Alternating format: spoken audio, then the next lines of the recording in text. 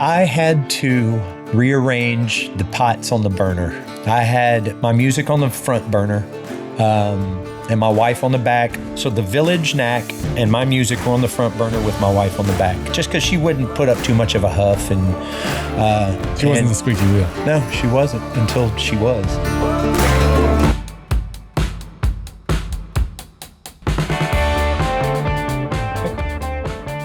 Yeah. All right, everybody. Getting ready to talk some nonsense. Guess that's what we do around here. Oh. Okay.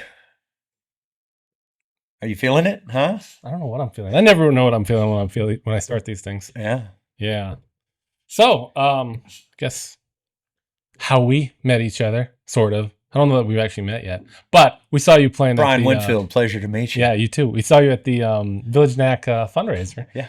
And I'm like, hey, Ben, we should get that guy on the podcast. Nice. Well, I appreciate you doing that. You can get up on that mic just like. Yeah, come on. So like we started this thing. Oh, we've started, yeah. Great. Let me get a little bit closer. You never know when we start them. How about a little prayer? Would that be okay? Sure. I love to pray. Go for it. I can show my bald head off and just say, Lord, I love you. We love you. And this podcast, it's about Christians just talking about life. And we want to be guided by your Holy Spirit. So bless these conversations, Lord. Bless these two gentlemen. And I just thank you for them in this podcast. And just carry it and let it be fruitful, God. In Jesus' name, amen. Amen. All right. How you doing, Ben? Doing good. Doing good? Yeah. Back from hiatus? Yeah. Nice little trip. We had an awesome trip to Colorado here recently. Oh, nice.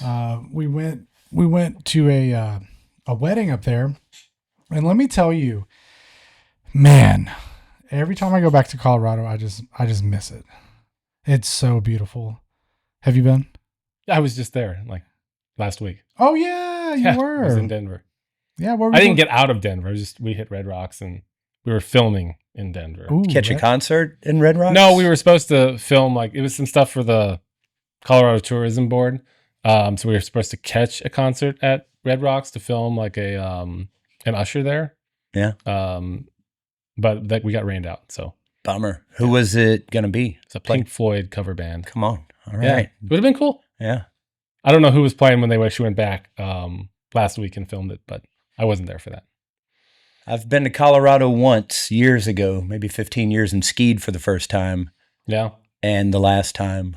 I did the same thing about 15 years ago. Yeah. We might have been on the same slope. I fell down a mountain. I did the same thing. Once I got to the bottom of it, finally and safely, I saw where the pub was, the bar, and said, that's where you'll find me for the remainder of this. Yeah, it was our honeymoon, and we'd never been skiing before, and we got there early because it was early November. The only run open was a blue run, and we didn't know what we were doing. They let us rent skis anyway, and then we proceeded to fall down the mountain. Yeah, that's right. Yeah, and we're like, we're not going to die on our honeymoon. Yeah. So we bailed after it. I was in like borrowed equipment, so nothing fit. It was all like tight and small. And I started like on the beginner slopes just to kind of it was snowboarding is what I was trying. So my buddy's trying to walk me through it, and then he gets impatient. He's like, you'll be fine. Let's go. And we start get on the lift and start going up, and it's like, there's no trees. We're like above the oxygen line where trees can't grow anymore. And like, I got off the lift fine, but when I did, there's paramedics tending to a lady who had broken her leg just right there. And then we looked down the mountain. It's going left, but he said, we have to go right. And I just proceeded to tumble down. Then I finally got good enough to where I could kind of keep my feet. And a buddy of mine who we were visiting, his girlfriend, he and his girlfriend lived there, and she had like the snow bunny outfit on, looking all cute. And she was like, Spoon is my nickname from back in the day. And she's like, Spoon, you're doing so good. And I wiped out and I cleaned her feet out from underneath her. Ooh. Like as she gave me the compliment, I just wiped her out. I thought you hurt people. Yeah, but she was fine. She's tough. And I got to the bottom of the mountain and just proceeded to drink and have a good time the rest of it. Yeah. Ben, do you ski? No. No? Snowboard? No. No? So what did you do in Colorado for your summertime trip? Went to a wedding. Yeah. Yep. We had we dragged along our 3 pups, 2 wiener dogs, and we just got a brand new little what is it, a Pyrenees pup. Mm. So that was eventful all Yeah. on its own. Y'all drove, I guess, obviously, We with did. dogs, yeah. Yep. Yeah. All right. So Brian, Yeah, what's up? what do you do? What's your backstory? Backstory. There's a lot of it. So I just turned 50 last week. Oh, you're looking So pretty good there's, for it. well, I appreciate it. So there's 50 years of living, but grew up in Humble, Texas. Born in Baytown, but raised up in Humble, Texas. My dad's originally from St. Augustine, just down the road Okay. from here. Yeah, they have a little fight with Nacogdoches about who's the oldest. That's town. right. That's right. I think we've always just conceded that it's Nacogdoches and just gone about our business. But I think Nacogdoches won that argument. a long I think time so ago. too. So, and my mom's from Stanley, Louisiana, which is in between Mansfield and Logansport. It's probably an hour from here on the other side of the river. But my dad was a football coach and teacher for 40 years. He moved down to the Houston area to make a little bit more money. I think he started in 1964 in New London, Texas, and he was making like $3,500 a year. So, Mm. so anyway, they got down to Houston. I have 3 older brothers, yeah, grew up there. Graduated in 1993 from Humble High School. Went and after that got a scholarship to play baseball at Panola Junior College in Carthage, Texas. Okay. I was a Panola pony. But the most beautiful part about that probably was that the drinking age was 18 in Louisiana still, and it was about an hour from Shreveport where I was going to college. So I got introduced to the beautiful bar life in Shreveport, Texas at an early age, or Shreveport, Louisiana, and loved it. So after 2 years there, went and played baseball at what used to be Southwest Texas State University. It's now Texas State, San Marcos. Married my high school sweetheart there. Divorced about a year later.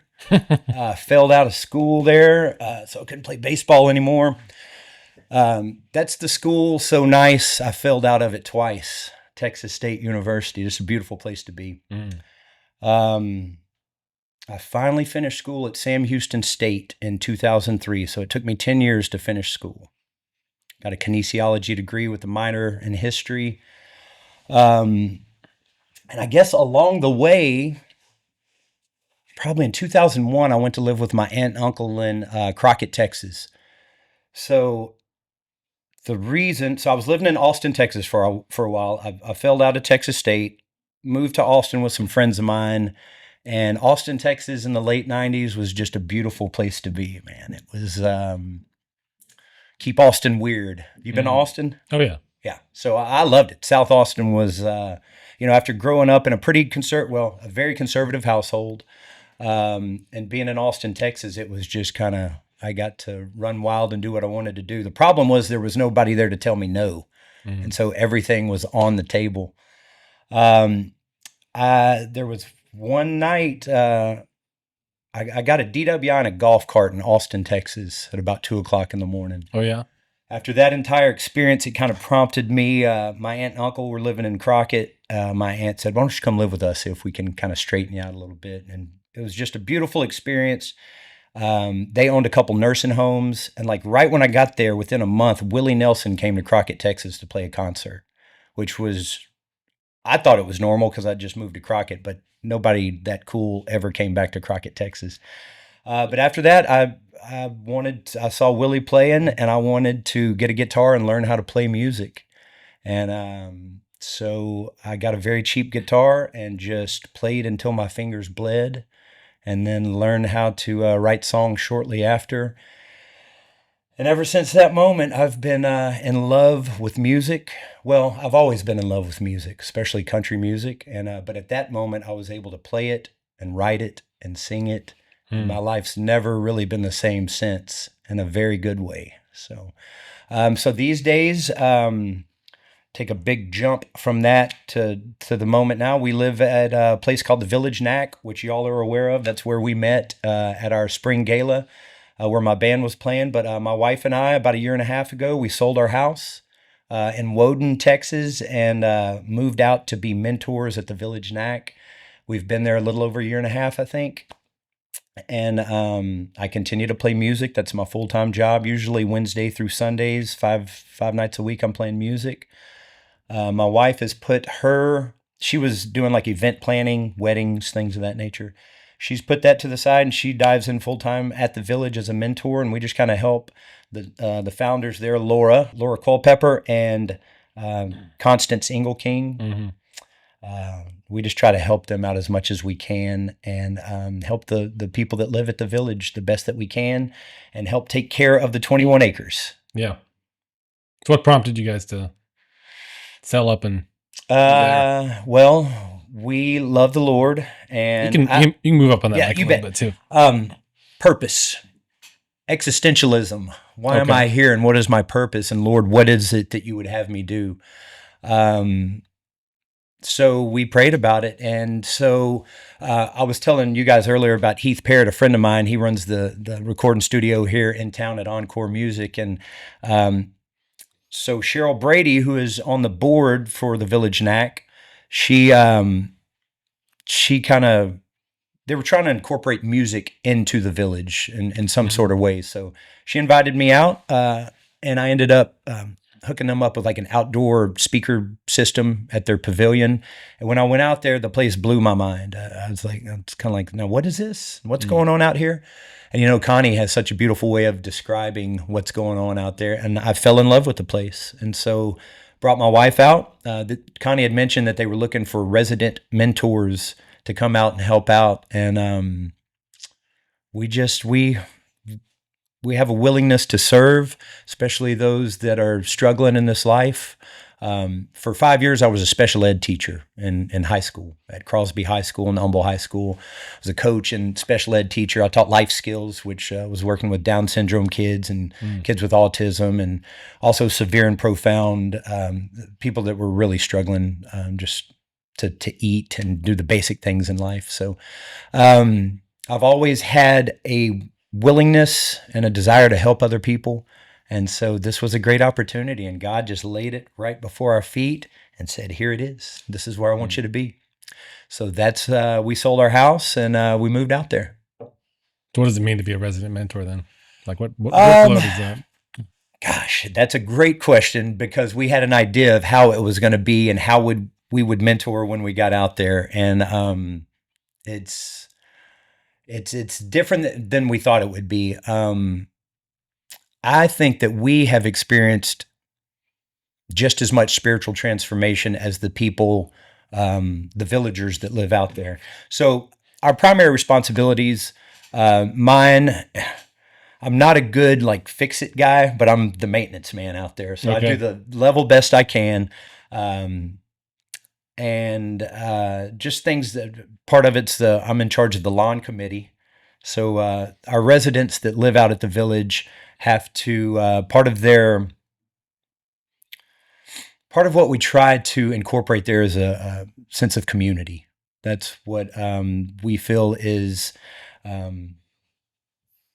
one of the biggest aspects of helping people that have struggled with homelessness and mental health is being a part of something that's bigger than them. You want to describe what the Village Nac is really quick? Yeah, you bet. Yeah, it's so hard to describe. Words will not do it justice, and it can almost sound like I live in a cult whenever I talk about it out there. It's only upon seeing it that people can truly understand. But the Village Nac is a place where for people with mental health issues that struggle with mental health and homelessness, and it's just a safe place where a tiny home community where people who do struggle with those things can come out and experience healing. It's just it's on 21 acres just outside of Nacogdoches, and it is just one of the coolest places I've ever been. We're a faith-based organization, and we get to offer spiritual solutions to worldly problems.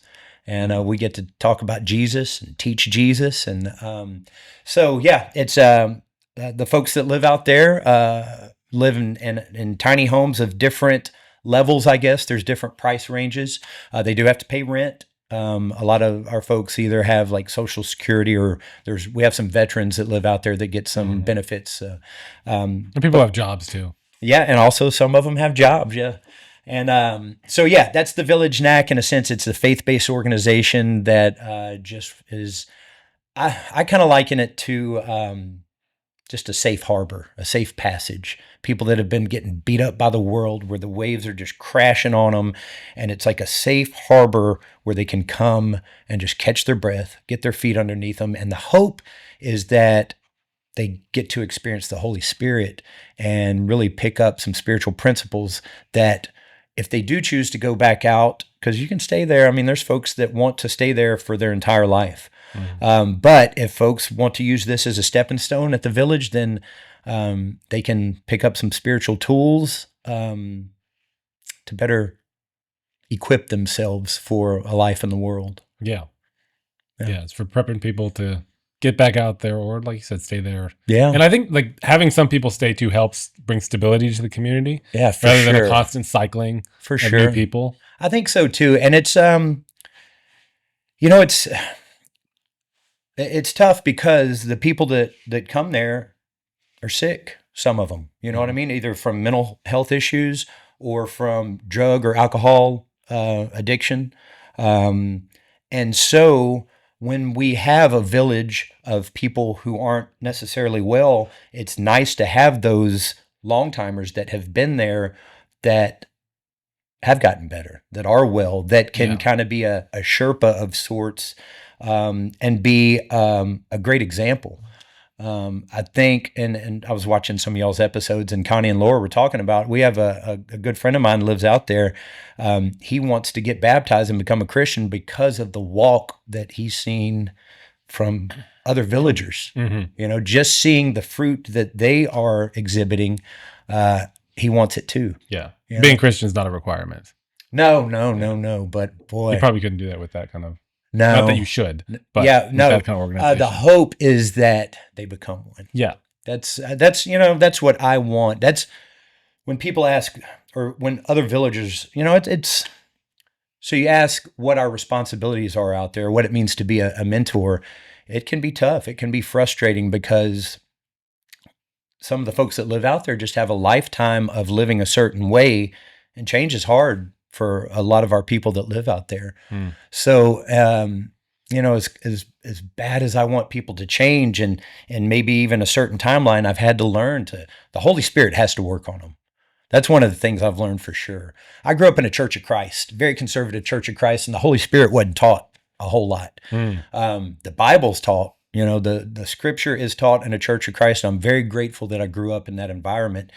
But the Holy Spirit's been a mystery to me, and it still is. But it's, it's such a beautiful thing to learn, for God to slowly unfold and reveal Himself to me, and have a better understanding what the Holy Spirit is, or who the Holy Spirit is, and how He operates. So, as I'm talking and forgetting things, It happens. It happens a lot, doesn't it? Yeah. what I want, I think what I was trying to say, what I want for everybody in this entire world is for them to have a relationship with God, and for them to experience God's beautiful, wonderful, saving grace, and just to not, the people that are hopeless, that don't have God, don't know that they're hopeless. And I was that way, for a while in my life. I'm a recovering drug addict and alcoholic. Post Church of Christ? Yes. Yeah, that's right. It's been I was in deep darkness for a long time. I was a meth addict for years. I'm an alcoholic. But really, I tried everything. What it boiled down to is I was never completely comfortable in my own skin, and I wanted to, normal never felt comfortable, and I just wanted to feel different. I didn't care what it was. Why do you think that is? Because I was constantly searching for something that was missing, and it turned out it was Jesus. It was me finding my identity in Jesus Christ. And so, I searched my entire existence for what that hole was, and it was, whether it was drinking, sex, drugs, job, money, success, music, whatever those things were that I would try to plug in and insert into that gap. Obviously it was never filled. Those things are none of them last. But when I finally found my identity in Jesus Christ, that was the thing that made me be okay with just not having to drink, not having to do drugs. But yeah, there was, as a meth user, it takes you to some very dark places, and you have to hang around some very dark people. There's not a whole lot of light around, but yeah. So it's just been, gosh, this life. I just turned 50, and I've never felt better about life in my entire life, and it just keeps getting better every day.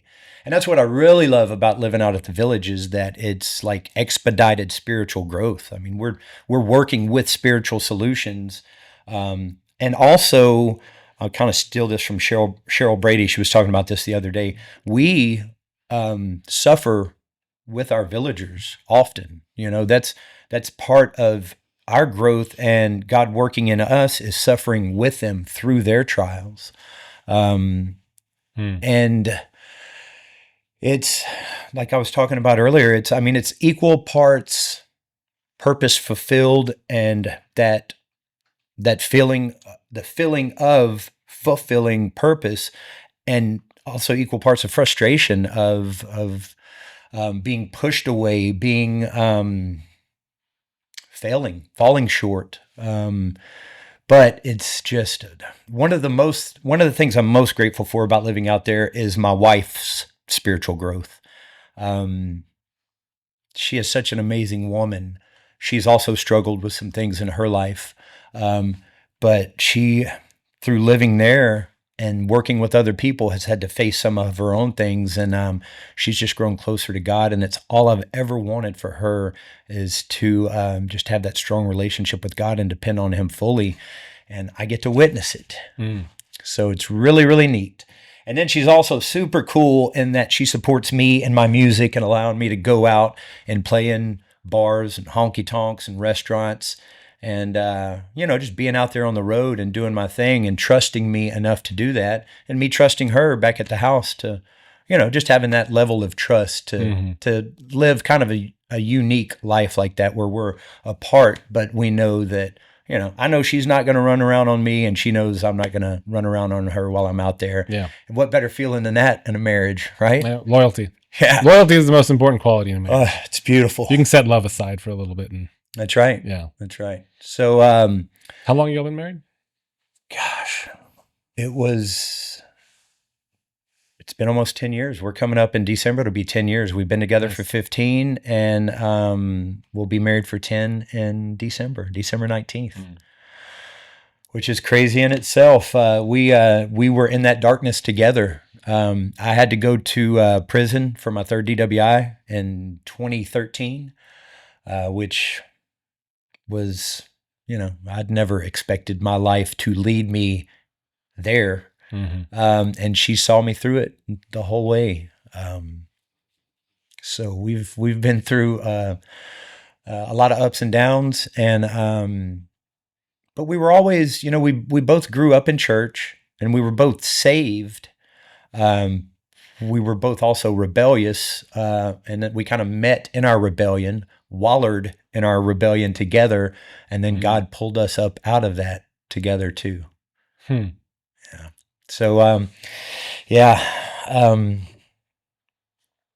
I get to play music, and that is the coolest thing. On my 50th birthday, people were asking me, well, how's it feel? You're 50, or old man, how's it? I said, you know what? I'm fulfilling my purpose here on this earth by serving at a faith-based organization, and I'm driving to my gig to go play music at 50 years old, which, how could it be any better? The way I see it. Yeah, I know. If you found purpose, a lot of people go through life without finding any purpose. I know. And that's sad. Or even seeking it. That too. Searching for it, Too. But yeah, no, life is good. Life at 50 is fantastic. Yeah. So why do you think the world keeps beating people up? In your estimation? Because there's so much evil that exists in it. Just as God is good and has a plan of salvation, His plan of salvation is because we're living in a fallen, cruel, evil world that was not his intent, but through our choices became a fallen world. So I think that's why the world keeps beating people up. Well, that's part of it. And the other part is because they don't seek the solution, which is the salvation, which is God's grace, which he's screaming at us, or he's talking very loudly and reaching out his hand and just waiting us to grab a hold of it. Mm-hmm. But, for me, I'm an experiential creature. I had to, for some reason, though my parents tried to tell me things, I had to live it out and experience those things. You don't learn from other people's mistakes. No, they say that's true wisdom, right? To learn from other people's successes is true wisdom, I think is what they say. But no, I had to experience it. Maybe it was for the songwriting aspect of it. Who knows? Maybe probably makes you a better writer. Yeah. Do you see any like common trends with the people that you're mentoring as to like specifically what got them into the positions they're in? Or I would say, environment has a lot to do with it. Like the environment they grew up in or the environment they found themselves in. For the people that struggle with the homelessness part of it, some sort of trauma that they've experienced in their life that has just become almost like a pulling force that sucks them into that trauma to where they can't get over that obstacle. But once that obstacle is cleared is when we start to see those successes. My wife and Connie and one of our villagers attended a trauma course at Fredonia Hill Baptist Church that they offered. And, I'll start tearing up on that one. Connie, my wife, and this villager experienced, it's like they cleared the obstacle. It was like the big thing that was holding them back their entire life was just, they pushed through it. And I went to their graduation. My wife, I don't know how y'all are in y'all's marriages. I listen to most of it and I try to, pay attention to as much as I can, but she was telling me about her course or her class each week. And, I'd say, oh, honey, that's great. And I'm grateful that she's working through these things, but I went to their graduation and it was just such a celebration. And there was probably 15 ladies that attended this course. They had all grown so close together. And even the ones there were a couple people that were just attending to try to support other friends, but they gained so much. And just to see the celebration at that graduation that these ladies had experienced. But after that, to see what my wife has pushed through, and then Connie, I've got to witness her transformation over the past year and a half, and it is just a beautiful thing. Y'all go to church with Connie, right, yes, Ben? We do. And I've known Connie for 25 years. We were doing home church back in 2000. So yeah. So I guess to answer the question that you asked, what is the kind of common denominator that I would say for the people that struggle with homelessness or drug addiction and alcoholism, which they're all kind of tied in together, it's those traumas in life that we feel a need to self-medicate because of, which just keeps us down. We're not gonna move forward when we're self-medicating and just staying in that hole. So to work through those traumas, to have God lift it, I say Connie because I visited y'all's church, which I love Mosaic. It's a really neat place. First time I walk in there, Connie's in the back, and she's waving these flags. She's got her things going. Well, she does that at the Village too. Yeah, and I think my mom started that. Really? Yeah, Judy's my mom. Oh, that's right. Man, Judy's awesome. Yeah. That is so cool. Okay, I guess I didn't. And is your brother Daniel? Yeah. Okay, so Daniel did our floors in our house out there. Yeah. So I grew up doing floors with my brother. He did really? Custom floors in the Woodlands. And so in my high school years during summertime, I'd go work with my brother. It never caught on. I was just like the gopher guy. I'd make the cuts. It was like custom wood floors. Daniel. So we bought the floors, the vinyl plank to do at the house we live in at the Village. And your boy here got stuck, man. It was just, I got to a certain level and then it was just more than I could handle, especially with the time that I had. So Daniel came in and just quickly, methodically and quietly just knocked it out. Yeah, and it's, man, Just beautiful, beautiful work. Okay, so I forgot that Judy is your mom and Daniel's your brother. That's awesome. Cool, man. Yeah. So I go visit Mosaic for the first time, and Connie's waving her flags, and I just love it. But so a few weeks ago, I'm coming around the corner in neighborhood number 1 at the Village around a tiny home, and Connie's just out there waving her flags, man. She's got some music going, and she's waving her flags, and I just stood back and just watched her go, and I could have sworn I just saw her spirit just with her wings going, man. It was just such a cool thing because she didn't care who saw, and it was just an expression of her spirit in like physical manifestation, and it was so cool. And so it's just little things like that around the Village, man, that it's like the world's pushed out. Yeah. You know, and we keep these 21 acres as safe as we can. Part of it is we have drug tests there. So like meth or hardcore drugs can bring evil. I mean, that is a soul-stealing agent that the devil has created with basic household chemicals. You know what I mean? It took my soul. I mean, it will take your soul. But we have to be very diligent about keeping those things out. So we have drug tests and things of that nature. So part of my responsibility there at the Village as well is to try to keep it as safe as we possibly can with keeping drugs out. So if we have reasonable suspicion that somebody's using, we'll test them. When people are applying and we have approved them for residents there, we'll test them. And if they have a history of drug use or things of that nature, then we'll periodically test them through a 90-day probationary phase. But forgot what I was talking about again, but just rambling. I'm kind of curious about meth stealing your soul. Yeah. So as a straight-laced preacher's kid, who never really You never did rebelled. meth? No, I never did. never found any meth. I did know a guy, so I laid flooring too. There's a guy I laid flooring with who I heard that he got hooked on it pretty good. But yeah, I think the most that I've encountered around people is weed. And beyond that, like I've never been around people doing anything heavier than that. Yeah. So alcohol, which alcohol is the most destructive drug known to mankind. So, who are we to talk? I would agree. So alcohol for me is poison. It's done the most damage over time. For sure. Whereas like meth's a new invention. Like we didn't have meth 2,000 years ago. That's right. And it's not socially acceptable. So it's not as rampant. Although it has now bulldozed through all demographic, all gender, all demographic, all sexuality, like everything. Everyone's doing it. It used to just be really in the gay community, like gay white community or didn't the bikers start it? Well, bikers. I'm not going to call bikers like in the gay white community, I guess. Bikers definitely. You might have a different. They definitely started it, transported it, but my experience, especially in Austin, is that's kind of. That was the history that they gave me of it, but it has since gone into just, it doesn't matter. The black community, it used to, African Americans they never messed with it. But now it is just bulldozed everything, and it's knocked down everything. And it's so, instead of being like home brewed almost, and home cooked or whatever, it's coming from Mexico or through Canada from Mexico, and it's everywhere. But actually, who created it was the Germans, I believe, to create a better soldier. Amphetamines. Yeah, that's right. That's you can still get prescription amphetamines. Yeah, isn't Adderall just meth? And phentermine, things of that. Yeah. It's amphetamine.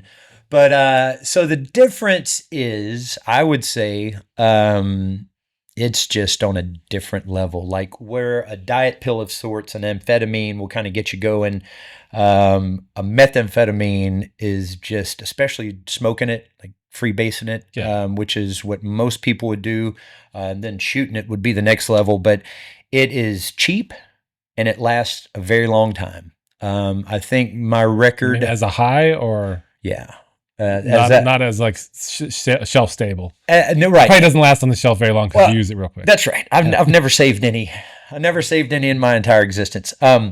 And I never really had enough money to just stockpile it. Mm-hmm. But 9 days in a row without sleep was, I think, the longest. Yeah, that was. That can kill you, right? It's delirium to no end. I mean, just I mean, and that's with you don't eat, you don't drink water, you don't sleep. It's probably the worst thing for you. So what's the motivation behind doing that though? Like For me, like I was talking about earlier, is just to get out of my mind as far as I could for as long as I could, to not feel normal and sober and uncomfortable and have to deal with life on life's terms, but instead, if I'm on methamphetamines, I don't have to operate in society, normal society. I'm on the outskirts of it, outlawish, kind of doing what I want to do. So the thrill of it for me, and like I was talking about earlier about just, I settled on cheap whiskey and methamphetamines because of the money aspect of it and because it lasted the longest amount of time. Like I could with cheap whiskey, instead of drinking beer and it not really doing anything, I could get more effect from whiskey and then the methamphetamines. So it's an upper and a downer. Yeah. So you find yourself in the middle. Perfect mix. Peas and carrots, wine and cheese, almost. Plus band life. Yeah, that's right. But like I was saying earlier, I mean, just the dark places, the people that you have to deal with. Also, I mean, I'm being honest here and talking. It's Christians talking about things, and I'm a Christian. I'm talking. What I try to do these days is not so much identify with my alcoholism and drug addiction. Yeah, of course. As much as I used to, because I like to wear it as a badge of courage. I watched Shawshank the other day, Shawshank Redemption, and when Andy Dufresne climbs through that pipe, that gutter full of foul smelling, and then comes out clean on the other side, that is how I liken my drug addiction, of going through that septic sewage pipeline and then come out clean on the other side, free from prison and the shackles and chains of it, and just the cleansing rain and then just looking up to God. You know who wrote that, right? Stephen King. Yeah. Yeah. I just started a Stephen King book, an audio book. It's called Never Flinch, I think. I just came across it and I just started it. But and he's got a new movie coming, or adapted screenplay, right, with Life of Chuck. It's a new movie that's coming out. I know there was one I saw about 6 months ago. There was a trailer for one that looked pretty interesting, but I forget. He's a wild writer. He's got a wild story too. Yeah, no, and he talks a lot about AA in his new books, because I know he was. If you ever read, and he was doing a lot of coke too. Was he? Yeah, a lot of coke. I think Kujo. I think when he doesn't remember writing Kujo. Wow, because he was so hopped up at the time. Yeah, he's like, I like the script, or the book, but I don't remember writing it. Well, I tell you, man, some of the best country music of all time in the 60s, 70s, and 80s, when you look at like Waylon Jennings and Roger Miller and a lot of those guys, they say it was fueled by like amphetamines. That's just what they did. They had pill form amphetamines that they would do, and that's what fueled a lot of the great country music that I love so much. Do you think that comes from just being hopped up, or do you think there's different influences? In my experience, especially with methamphetamines and writing music, the blank page, which is the biggest fear of a writer, doesn't stay blank for long, and you will stay there until it's done. Also, just the not having the fear of trying different melodies and chord changes with the guitar, but really just getting in a room and not leaving that room until this song has been forged.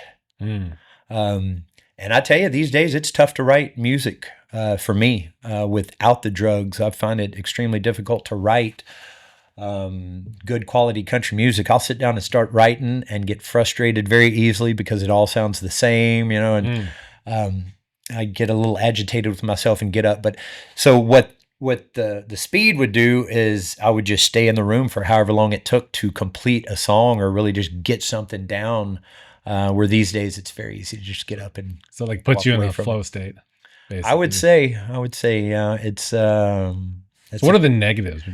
Because I'm not curious. I'm not curious from the standpoint of glorification. Just more like why do people seek it out? And then obviously it destroys everyone's life. I guess the short answer for me on that is sin is fun for a season, and drugs for me had a gradual progression where like marijuana was a gateway drug for me because I was anti-drug, anti-drink growing up. The cop in middle school or first part of high school back in my day would bring the clear box with all the drugs in it to present like the DARE program or whatever and say, okay, these are all the drugs, and it was all lumped into one taboo. Yeah. Now, whenever I was introduced to weed for the first time, and it was one of the best feelings I'd ever had in my entire life, and there was no real ill side effect. Yeah. I thought, well, those other ones may not be as bad either. So I started, living in Austin. Ecstasy had just kind of came out, and you'd take some X and go to the club and dance with your friends and have a good time. And same thing with things like cocaine or things of that nature. You just try them and it's fun. But what happens is it becomes habitual, and then it gets its hooks in you and will not let go until, I honestly, I'm not ashamed to say that I tried basically every drug in the book.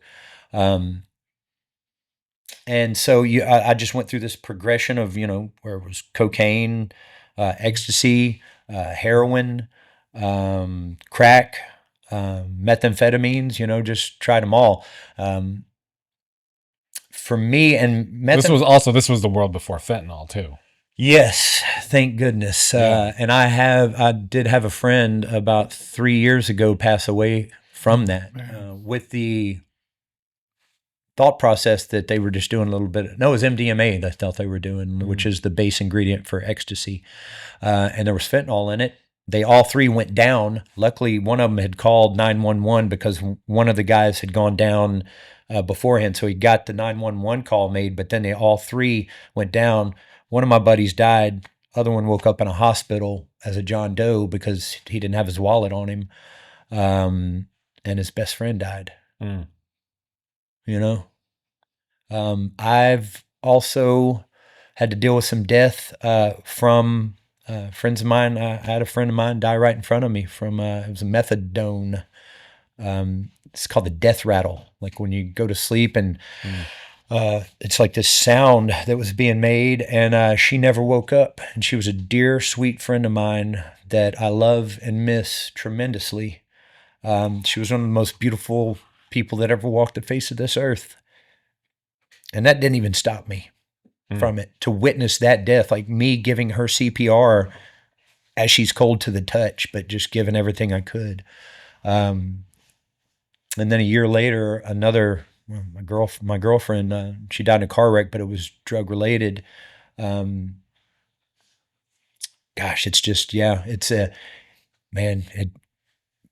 it's taken so many good people, but it's, it's available. It's like I said, it's fun for a season, but then it gets a hold of us. And just for those that are like, I'm genetically predisposed on my mother's side, where alcoholism and addiction is hereditary. It was waiting for me. It just needed to be woken up. And then it grabbed a hold of me and would not let go until God shook it free. And that's the thing, man. That's, I don't regret it. I wouldn't change a thing. My only thing I would change in life is maybe the people that maybe I wasn't as nice to as I should have been. Maybe I could have been nicer to them. But it shaped and formed me into who I am. And when you go through that level of darkness, my God, how bright the light is. And, and then through our testimonies, through our recovery and our testimony and our Christian walk, other people get to see that and have a little bit of hope through it. That's what like AA and NA are built on, offering experience, strength, and hope to people who are struggling. And one of the most beautiful things about being sober now is, especially through social media, seeing friends and other people that are now sober, that have gone through addiction and alcoholism, who are now sober, and just seeing like spiritual posts from people who I knew were not spiritual back in the day, But yeah, I think the reason it grabs a lot of us is being predisposed to it genetically, having that gene, and then just it's such. I mean, not having to deal with reality, you can just escape. You just get out of a real life situation and not have to face emotions or bills or anything really. And then just self-medicating from traumas that we've been through. I mean, I had a choice when those two sweet, beautiful people in my life that passed away, that should have been a awakening for me to get out of that lifestyle, but instead I went deeper into it. because it's easier to self-medicate than be free of it and face life on life's terms. Yeah. Well, Yeah. it's also the wake up call. If, I mean, I don't know where you were like mentally or like as far as desire for life, but when you're in that state and you see people dying like that, like why go on anyway? Yeah. You know? So what was your like awakening? Prison. Going through the prison system. So I went through a program called SAFE-P. That's Substance Abuse Felony Punishment Facility, and it's a program in the Texas prison system. I think Ann Richards started it when she was a governor, but it's for alcohol and drug offenders. So people with DWI cases like myself, or people with drug cases, we would go. It was a different type of prison where we would work with counselors for half the day. So we would sit maybe 30 prisoners in a circle with one counselor. And talk about life and activating events and addiction. And they would really just try to teach us some tools to better equip us when we got back into the world. So instead of just serving out a sentence in a prison somewhere, they offered some recovery, which I thought was fantastic. So I haven't drank since then. That was like my sober date is March 7th, 2013. That is the day I was convicted and taken away in Harris County, which is Houston. I thought I was going to get probation. I was supposed to get probation that day, 4 years probation, and go home. It was a visiting judge. I was late to the courtroom. They were all waiting on me before they could go to lunch. And the judge said, "Hey, I've had a few moments to look at your case and your file, and I'm not going to offer that 4 years probation. You're either going to go 2 years state jail prison or SAFE-P." And I'd ask what SAFE-P was. It was a 6-month program. I just chose the shorter route, but it was one of the best things that ever happened to me. I needed to be plucked out of society at that moment. I was not in a good place. And so, I went through that program. Never drank again, but when I got out, it was intense, man. It was 1 month in Harris County Jail, 6 months in prison, 3 months in a halfway house, and then intensive like probation. And I actually relapsed on methamphetamines when I got out. I went through that entire process, and that's how strong methamphetamines is. If it was around, I could not say no. But you have to hit that point where you want to change, Yeah.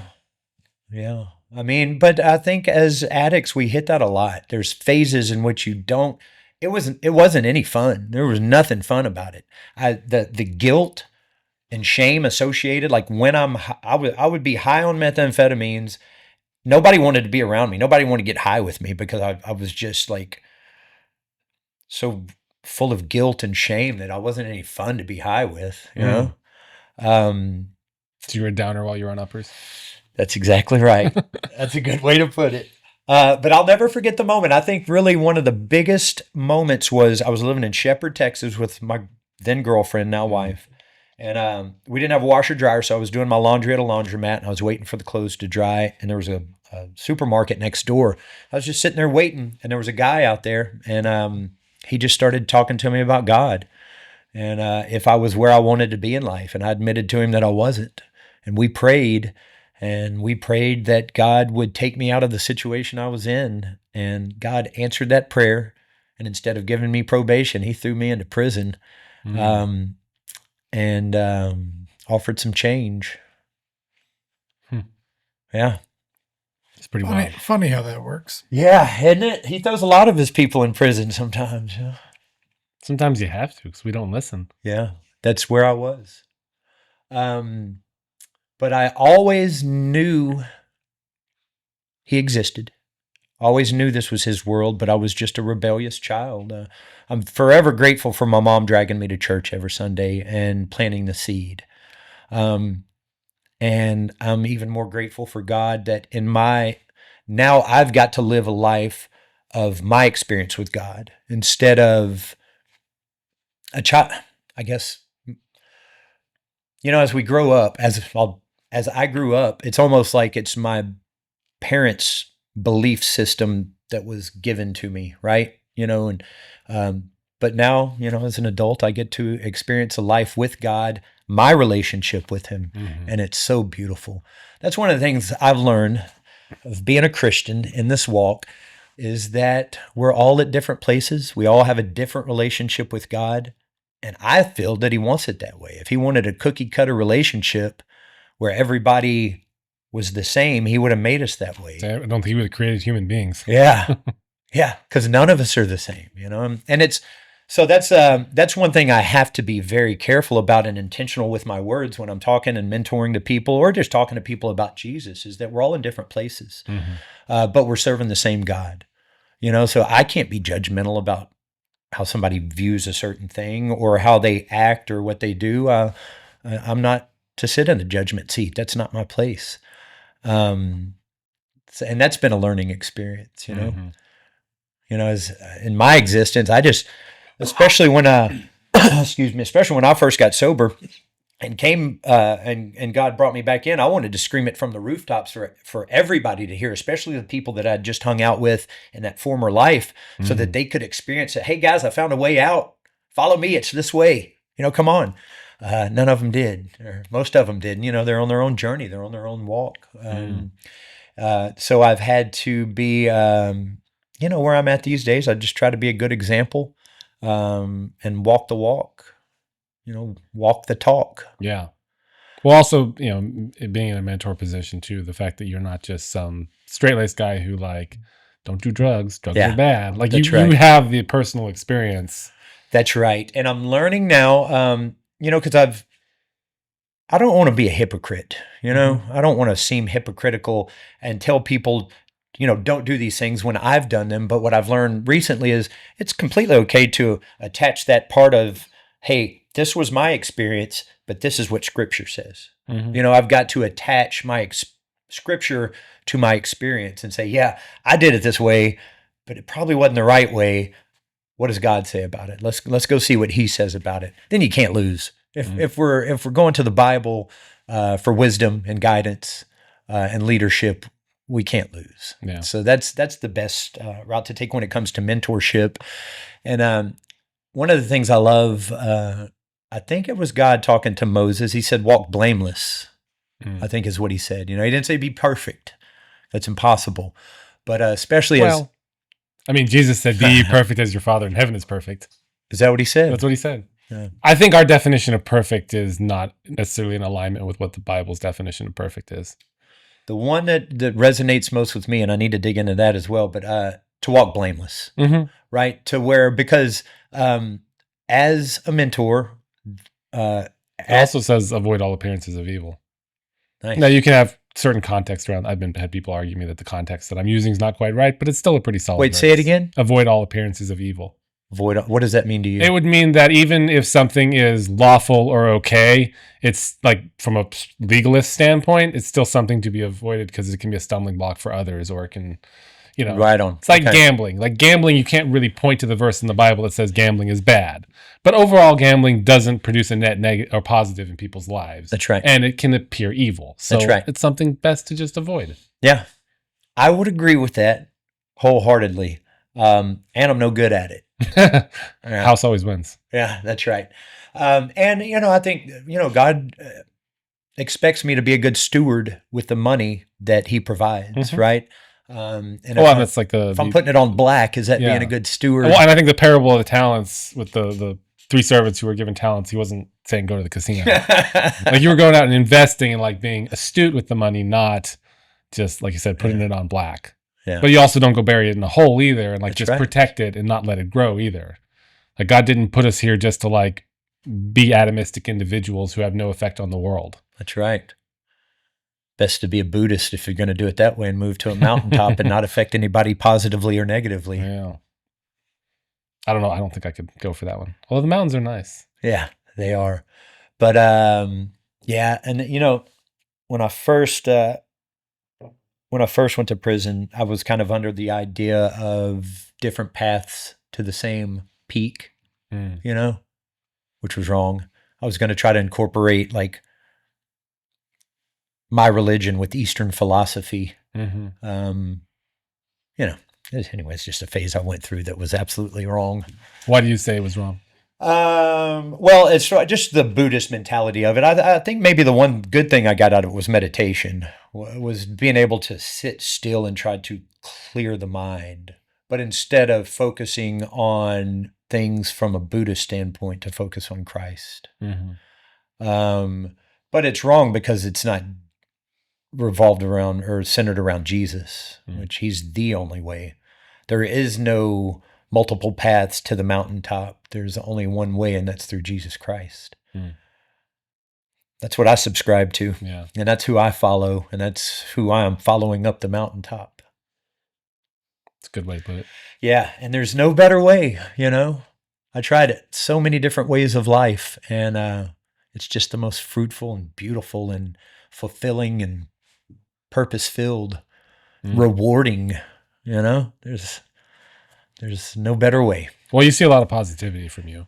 Like you're a very joyful person. You know, I've always been. I am. I've always been like an eternal optimist. I think probably in an annoying way to some people. You know, just a glass half full type of person. But when you incorporate Jesus in that, it's there's a reason the glass is half full. You know, Jesus poured it, man. Yeah. Yeah. No,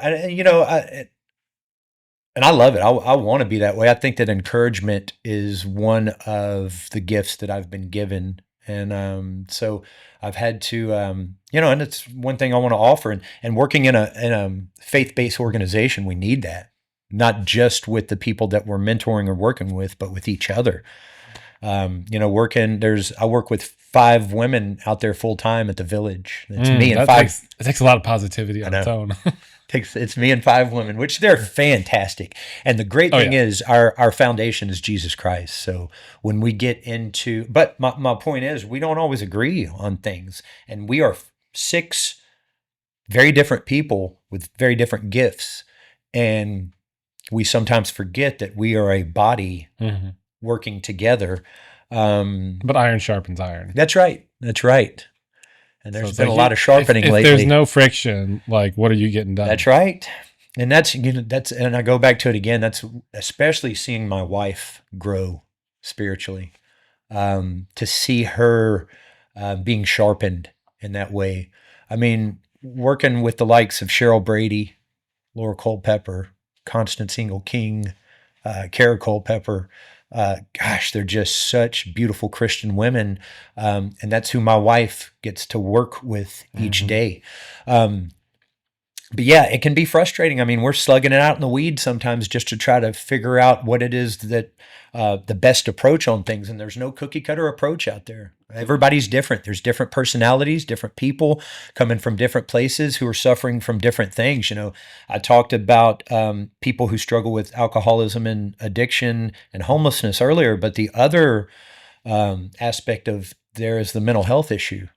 Working with people with mental health issues, and that can be foreign to somebody like me. I don't always understand what other people are going through. You know, who are struggling with schizophrenia, pre-schizophrenia, depression, whatever it may be. When they view the world differently, because their brain chemistry is causing some anomaly. Like, how do you interact with that? How do you speak to that? Like, you just, that's one of the beautiful things is that, we have time out there.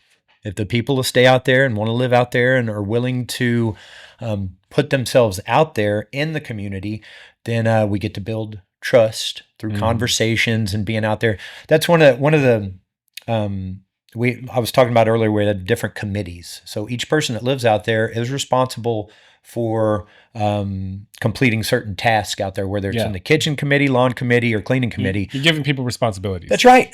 And it's on so many levels, but it draws them out into the community where we can kind of see where they're at, how they're feeling, and get to talk to them. But that's it. We get to build a little bit of trust if, when people come out and just learn about them a little bit and how to best work with them. And it just takes time and love and patience and compassion. And we don't always have those things because we kind of want to see it in our own timing, or forcing our own will and way onto it, instead of allowing the Holy Spirit to work. It's, but what a beautiful place to be, man. I'm just so grateful that that's where my life is, that I'm able through that to even be sitting with you guys and talking about stuff. The S-H-I-T. Yeah, and that's you another keep beautiful avoiding thing. the word. I quit cussing since I've been out there. Yeah. That's huge, man. I'm talking about I quit drinking years ago. I quit the hard drugs. I quit cigarettes. The cussing hung on for a very long time, very long time.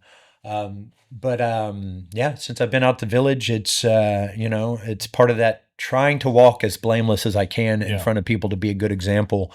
We can argue that cussing is an appearance of evil. Yeah, for sure. It just does with what we're trying to do out there as mentors, especially, it can get in the way, I think, sometimes. Yeah. I can see that. Yeah. So, about that one. Yeah, but just life is good these days, and just the cheese on all of it is that I get to explore my creative passion and love of music, and make a living doing it. That's what I get to do for a living, is to go play music. So, in all this, country music didn't save you? No. Gosh, I guess maybe it's just been the soundtrack in the background as I'm going about my journey. Do you primarily play country? Yeah, I love all music. I mean, the Beatles are my favorite band of all time. Led Zeppelin, the Stones, Tupac, Mystical. He was a rapper out of New Orleans. But when I write and when I sing, it comes out very country. So that's what I stick with. I have a question for you, seeing as you grew up kind of Church of Christ. Yeah. Which they don't sing. Well, we sing. No, we don't play no instruments. Yeah. No instruments. Okay. So with that, what is your view on modern day worship music? If the focus, this is my opinion and my experience, if the focus is on Jesus Christ and glorifying God through music if you're banging a garbage can, then bang as loud and as joyful as you can. And as long you want you're to. in rhythm, maybe. Hopefully. You don't even have to be. You don't have to be in rhythm. No, you don't have to be in rhythm. I think once if the spotlight gets shifted to the performer or the performance or the production of it, then it's falling short. This is my opinion. And it's been a journey for me, Ben. It's been a long journey for me to I go to First Christian Church. They offer. Summertime, it's one service, but normally it's two services, one being kind of a traditional service with they'll play piano, maybe have a violin in the background. And then the second service, which is the one I would most often go to because of me working nights, I'd go to the later service, and it's just, it's full band. But they do it so beautifully, joyfully, tastefully, to where it's centered about glorifying God. So that's the answer to that, is that get as many pieces to the band as you want to if it is centered around glorifying God and not centered around the performer or the performance or the production value of it. That's what I would say. And that has been a long journey of like growing up Church of Christ. If I wouldn't go worship somewhere where they had a piano. I'd feel funny about it. I would be judgmental of it. So why does Church of Christ not allow instruments? It was, my understanding is that nowhere in the New Testament, that's the New Covenant, does it say play musical instruments. It says make a joyful noise or sing, make melody in your heart, but nowhere does it specifically say to break out a guitar or the 10-string lyre or whatever it is. Old Testament, it was, they break it out and get down with it. But my understanding is that Church of Christ, it's a new covenant, and so it's New Testament based. But the New Testament doesn't say not to; it just doesn't say to do it. And and in my experience as well, Church of Christ we're to add nothing or take anything away. I think in the Revelations it says that, and so they stick firmly to that. I think that was the Word of God, though, I was talking about. Well, and you'd almost you'd almost say though it also might hinder the spirit, because you said you were struggling with that. Yeah. I think definitely with worship music, there's something that releases with regards to worshiping God and connecting with the Spirit. God is the OG songwriter, right? He gave Moses the song to give the Israelites later, years later. I think it was in Deuteronomy. He said, they're going to fail me hundreds of years from now. So make them remember this song. And it's the song of Moses, but God wrote it. And God created music. He created everything. And he knows how our body, this is my understanding and my belief, he knows our bodies. And there's something with like Gregorian chants to where it prepares the body for receiving, like the way that the sound is made, and there's something to that, I think, to where it prepares the body to receive whatever God needs us to receive. What do you think about frequencies? Being a musician. Well, I do not call myself a musician. I call myself a singer-songwriter. Okay. I play with musicians. Okay. They're in the band with me, and they know all of that stuff. I would say that there is definitely something to the frequencies, and it's another God thing. My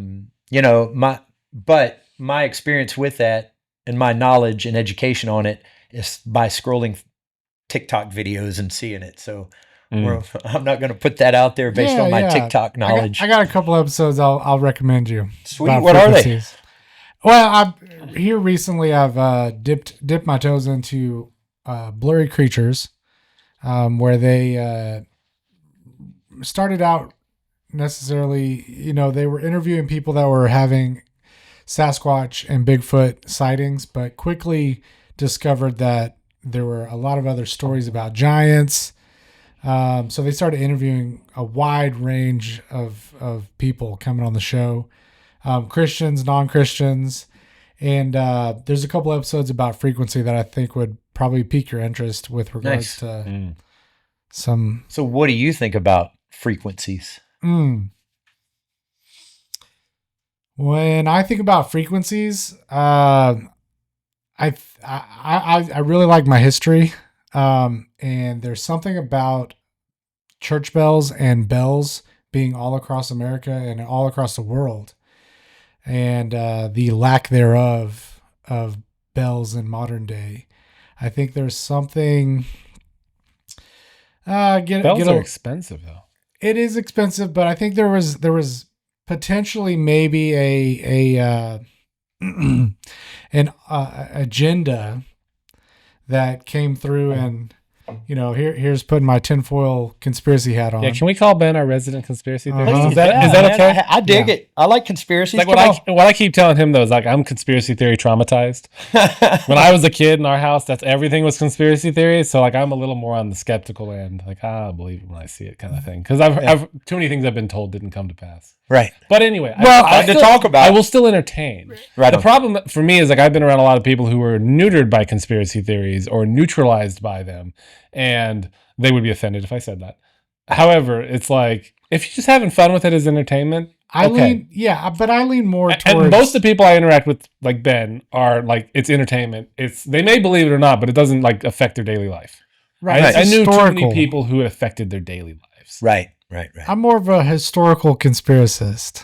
Yeah. Okay. Yeah. I get what you're saying, but I would almost say that you got jaded because maybe it was I definitely got jaded. Future or present conspiracies that may have jaded you. And these are old conspiracies that, I definitely find myself intrigued with.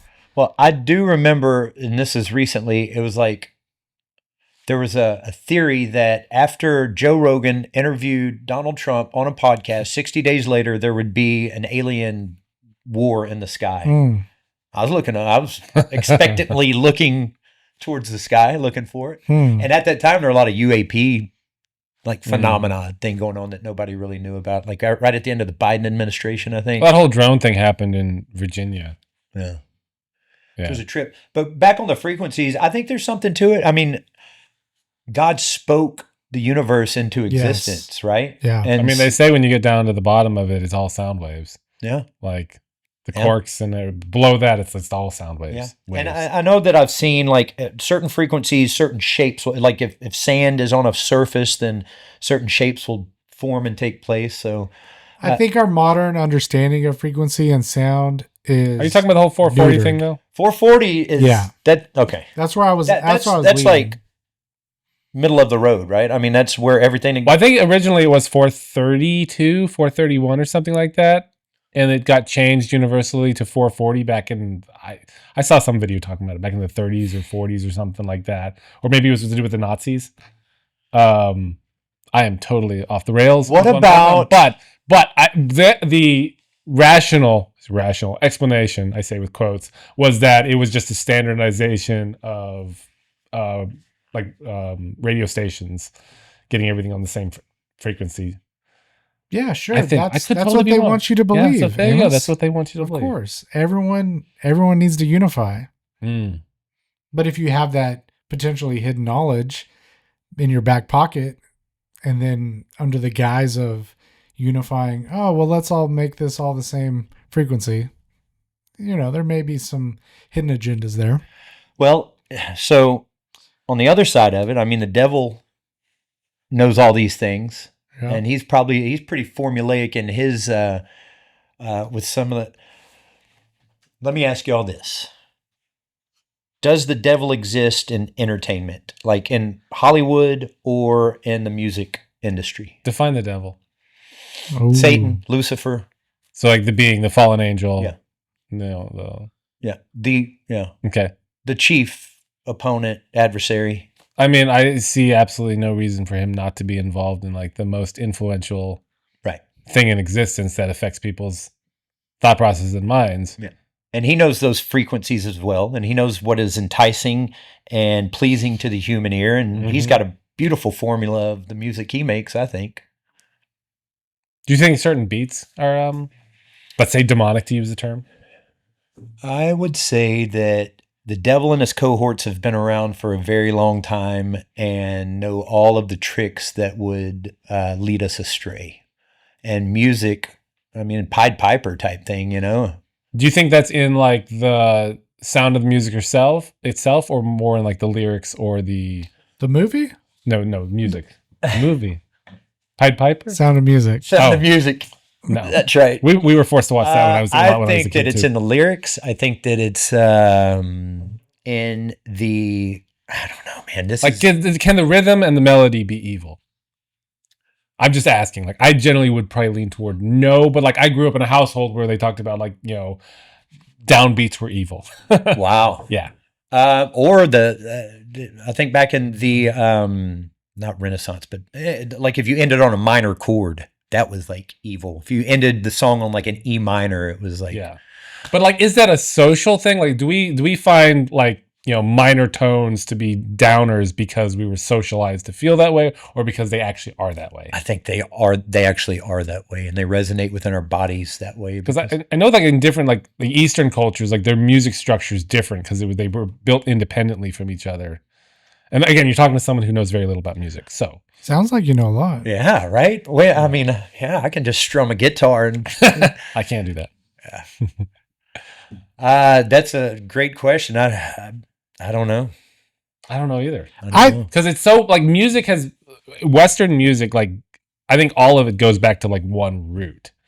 So it's, like, it's hard to determine, like, is this thing something we've just... all of us have been socialized into, or is it actually something that's in the music? Did you watch Sinners, the movie Sinners? I have not watched it yet. No. It's musically, it's a good one to watch. Things about it, yeah, but it's kind of on that premise that it maybe in Ireland, the music from Ireland made its way over to Appalachia, and then then to the Mississippi Delta, and it's all kind of from one thing, but through different cultures has come out in different forms of music. One thing that like my father-in-law, Don, he always said is that she's been on the podcast, is that when he was growing up, he was going to either be a Catholic priest or a musician. And at a certain point, he realized that they did the same thing. Like they give people spiritual experiences. Yeah. And so he became a musician. Wow. Yeah. What does he play? Bass. Nice. Yeah. He was in a 80s cover band. So awesome. like 80s rock and Yeah. yeah. But yeah, like music is definitely music is a spiritual experience. And like a lot of times, like when you talk about like the church where it's just a concert at the church, it's a big event. And like, it's hard to see the difference between that and a mosh pit at a rock concert.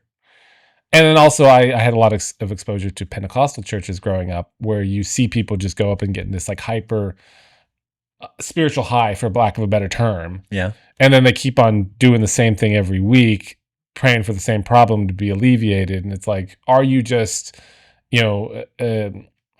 are you generating a spiritual high? Are you actually experiencing the Holy Spirit? Which one? Conjuring, right? Yeah. Are we trying to conjure something up? And is it like strictly internal inside someone's self, or are there actual spirits or entities that are involved? Right. And are they good or evil entities? Yeah. And who'd they come from too? Yeah. Because like God sends lying spirits. We know that from the Bible.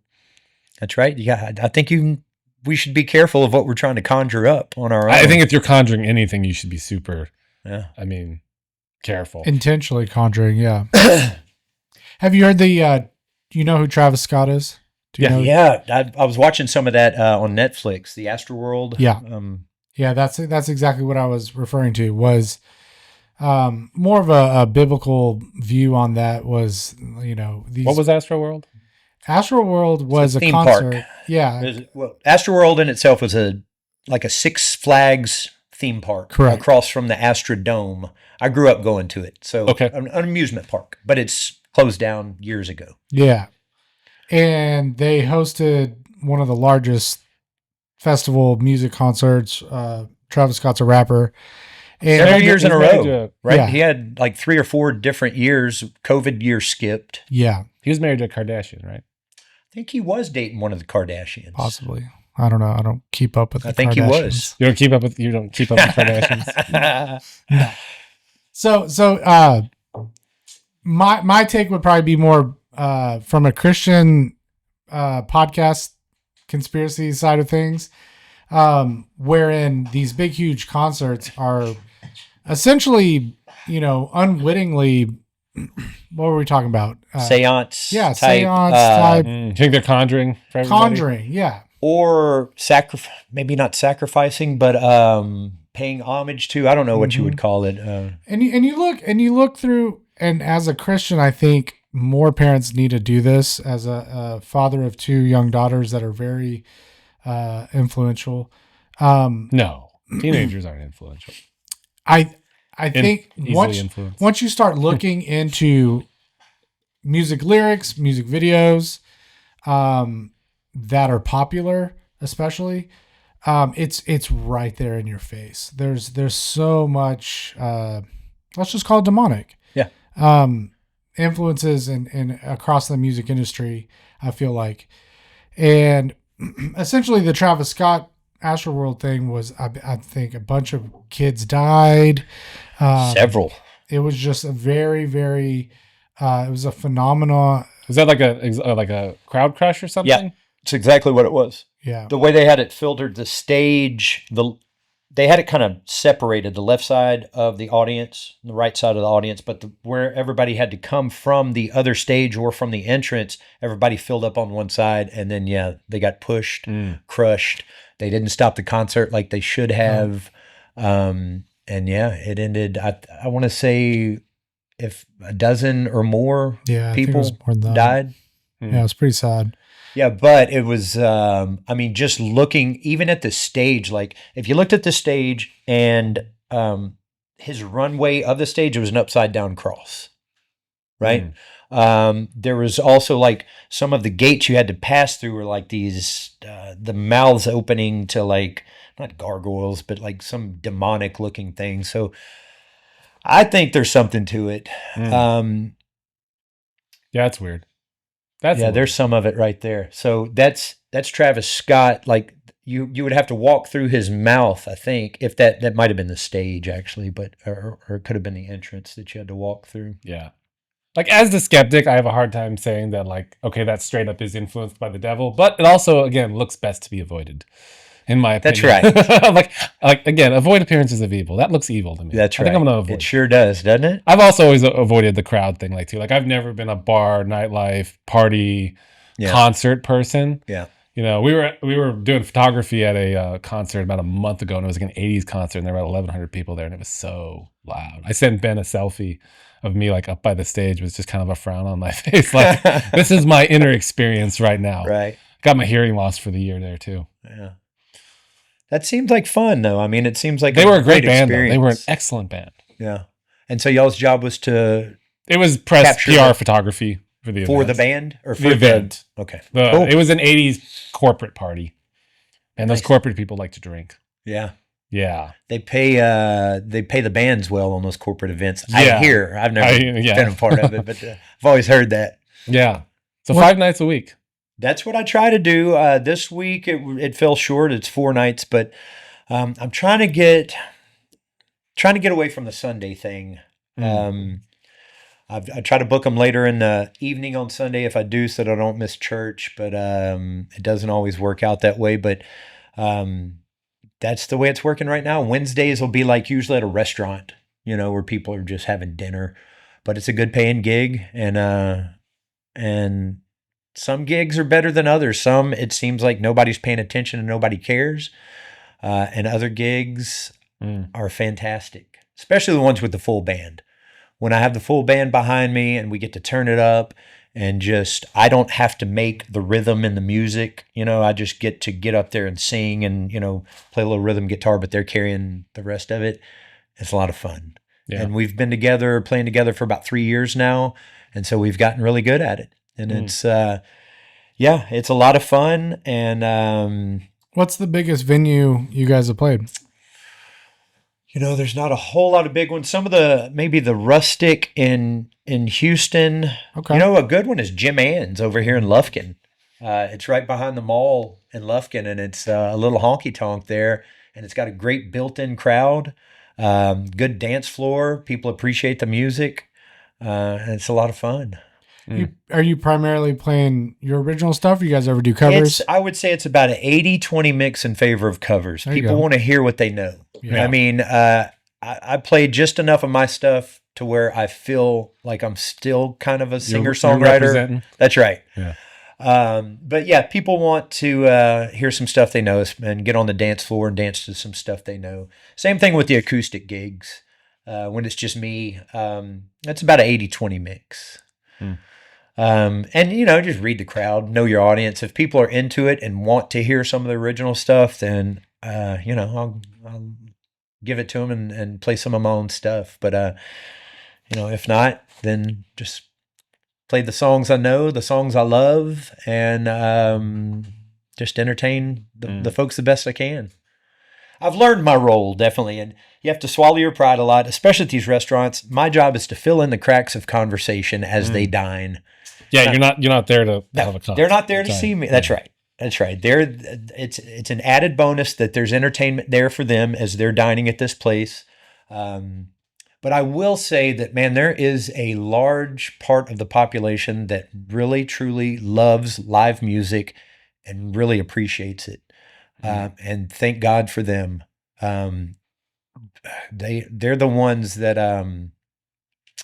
they're very generous with their tips. They're very, just a little bit of validation, as artists, we want to hear that, we want to hear, hey, good job. Hey, that sounded great. Hey, you did a great, the whole thing. Yeah. A clap after the end of I would say that it's not demoralizing, and I've learned to live with it or deal with it, but I'll pour my heart and soul out on one of my songs and then crickets or silverware or whatever it may be, but that's okay. I'm completely, I love music. I love writing music, and I love sharing my music. And I'm going to continue to do it. Yeah. As long as I possibly can. Yeah. Well, I don't think the sole goal of art being an artist is the validation, but the validation is it's nice. Proof. It's proof that okay, I'm going in the right direction. That's right. You like what I'm doing. That's right. Yeah. I don't think it's so much about just seeking.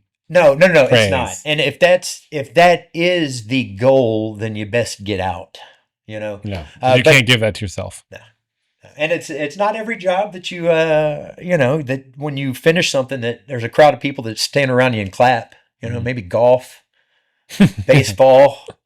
But if you finish, some report at the office, they don't just stand around and clap for you. But No. it's nice in music that they do that. Maybe if you're a dictator in North Korea. Maybe that's right. Yeah, you probably have people on the payroll that they just sit there. Exactly what they do. What do you think about Post Malone coming into the country music scene? And I love it, man. I love that. More the merrier. Yeah, man, of course. No, celebrate country music. And you can tell, I saw a couple of, he was on like podcast or Howard Stern or somebody where it was like him and Dwight Yoakam playing, but he's good at it. And I can tell that there's certain people like Post Malone that it's almost like a lightning rod. There is music in those types of people, and it is going to come out in any form or fashion, any way. I mean, he's one of those guys. I'm not a huge fan of his. I don't really dive into his music, but as far as the country stuff, I listened to the album and I was okay with it. I'm more of a traditional country, like Waylon, Willie, George Jones, like Dwight Yoakam. Yeah, I love Dwight Yoakam. Just the guys that really like that are that there's a story behind the song, but I really like the guys that write their own stuff. Although I love George Strait and he doesn't write a lot of his stuff, but for Post Malone to step up and be able to channel country music the way he did, and just the outfits he's wearing, man, he looked like a pimp up in his tight Wranglers and his blazer and his cowboy hat. He's I think he can pull off anything. So yeah, I'm completely okay with it. And what about Beyonce? Not okay with that one. Yeah, there wasn't a whole lot of country music in that album. I did not. I don't listen think. To it. I was generally, I don't listen to a lot of country. Like if I do, it's older stuff. It's like Willie Nelson or Willie's great. George Strait or like back there ways. Yeah. Beyonce is just. I think she tried to make it more popular type of sound.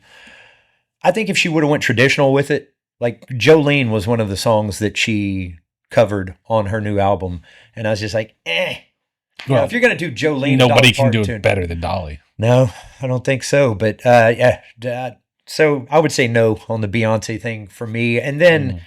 The fact that she's winning awards at like the ACMs and the CMAs and stuff like that, you can it's more of a reminder that thing is bought and sold. Yeah. Like the award shows are bought and sold, Now I've noticed like the country music creeping into pop music. So like Post Malone, like on pop channels, they play that song. And then there's that bar song as well that they were playing for a while too, a lot. But I found it interesting that they're all about drinking. Oh yeah. Like it's all about getting wasted. Cliched. It's like a rap song where they're talking about guns and money and 20s and grills, and it's country music today is almost the same thing, where it's tailgates and back roads and beer, and it's terrible. So going back to that negative influence, like if you're just sitting around listening to songs about getting drunk, sure, you have a higher chance of going and getting drunk, right? That's right.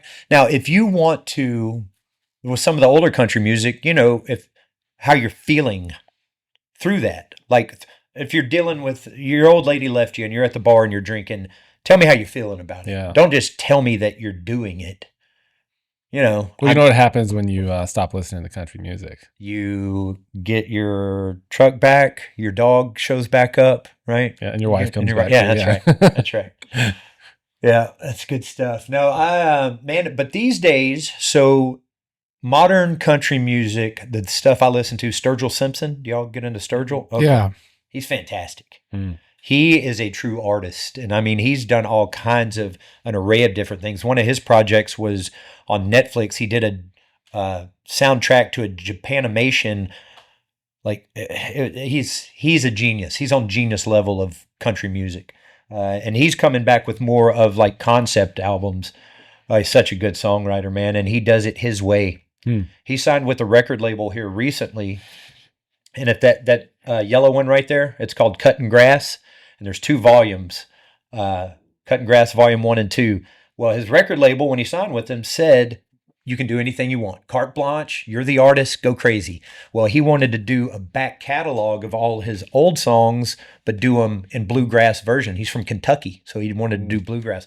Well, bluegrass is about the least selling genre of music as far as selling units can go.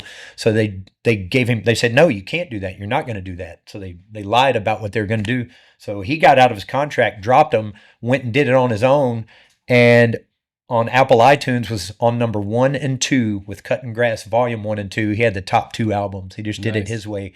He is on a different level. I was going to bring him up too. Like, oh yeah, what do you think on Oliver Anthony? He's good. Boy, I'm telling you, that is just, he's so raw and unfiltered, and it's. Well, I appreciate that he took the advice that he was given from quite a few different podcasts that he was on about not signing the contract too quick and just giving it all away. Yeah. I understand that some people probably feel like don't have that shot to fame as quickly as he did, obviously, and can't really rely on purely YouTube or whatever kind of view count that he got. Yeah, but like his first live performance ever was a sold out. Like it was a sold out show. Yeah. Meteoric. Talk about meteoric rise. He came out of nowhere. And the thing is, he had other songs to back it up too. Right. And when he was going places, people were singing like the other songs, not just the big one that got popular. And his voice. And his guitar playing. I mean, there's, boy, it's very unique.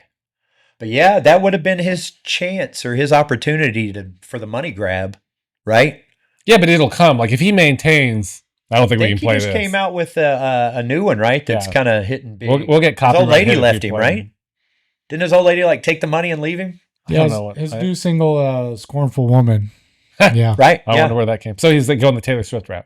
Yeah, well, on this one single, yeah, his wife or girlfriend, whatever the case, after he got famous, left him, wanted more than 50%, something like that. But yeah, definitely, he felt some sort of way about it. And this next one's a pretty good banger, I think. That kind of sucks. I need to listen to it. I haven't listened to it all. Sucks though if you had a woman who was with you through everything, and then you hit it big, and she just bails on you. Right.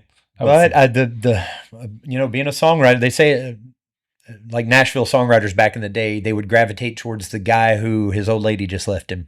Like that's where the good music's going to come from. That's where the guy who's suffering. That's right. That's exactly right. That's where the good music comes from, man. In my experience, now there's other people that are just songwriting savants that can can pull out of thin air anything, anytime without having the experience of living it. There's a guy, I want to say his name's Paul Lind. I could be wrong. Lind. He created a song or a fictional town called Linville, where he draws, creates characters. So the water tower is painted John Deere green with like Billy Bob Loves Charlene. Remember the old Joe Diffie song? I don't know if you remember. Another guy that's Paul Lynn. That's that's an old Hollywood actor that was always on Hollywood Squares. So, but he created this fictional town, and the songs that he created were these characters from this town. And so he had several number 1 hits, and it was kind of some crossovers. Like there's the Dixie Chicks had a song called Goodbye Earl, where this guy's beating his. Yeah, I know. Okay. Well, that Earl is also in the song Queen of My Double Wide Trailer. He's the Charlie Daniels of the Torque Wrench. His name's Earl. It's the same Earl. This guy just has a fictional town that he created to draw characters and stories to make songs. That's one way to go about it, right? Yeah. Whereas the other part would be like, Oliver Anthony, his wife leaves him and takes everything, and then he uses that to... like I said, that's what Taylor Swift does. She gets a boyfriend, goes through a negative experience, and writes a song. That's right. She's doing well at it. She's doing pretty good. Yeah. I've always been curious, though, how negativity is generated, or art is generated by negativity. And then a lot of negativity in art is what people get. Like the anti-hero has gotten very popular in film and television. And it's hard to have heavy positivity in art because people are less interested. It doesn't gather What the is same that? audience. What's the reason, you think? Well, it's a lack of conflict because you don't have story without conflict. But There's a reason why it's always so hard to make a Superman movie these days, because Superman is just the ultimate good and positivity. I'm curious to see what James Gunn's going to do with it. Well, from what I've heard, is he jam-packed it with a whole bunch of other characters as well. The dog's in it. Yeah, Crypto. Yeah. Crypto's And in it. Supergirl, maybe? Possibly. I mean, if it's just going to be like his humor, like Guardians of the Galaxy with Superman, like I can see where it could be popular, but it's still not. It's going to be hard to be in keeping with Superman as a traditional character, because like Superman represents the positive American way, like the ideal good.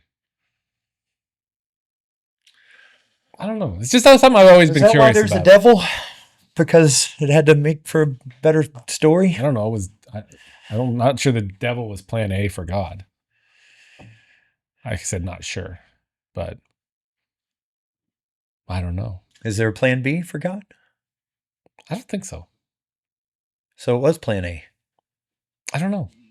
I know. Like I said, it's like that's be exciting. I think to find out. That's above my pay grade. Stay tuned for the exciting conclusion. Yeah, really. Yeah. Any bucket list artists you ever want to play with? Oh gosh. Within your grasp, maybe? Probably a heavy bucket. Yeah. No. Man, you know who? So songwriting wise, like Dean Dillon. Dean Dillon wrote Tennessee Whiskey. He wrote Empty Glass. He wrote like Oceanfront Property, The Chair, ton of George Strait stuff.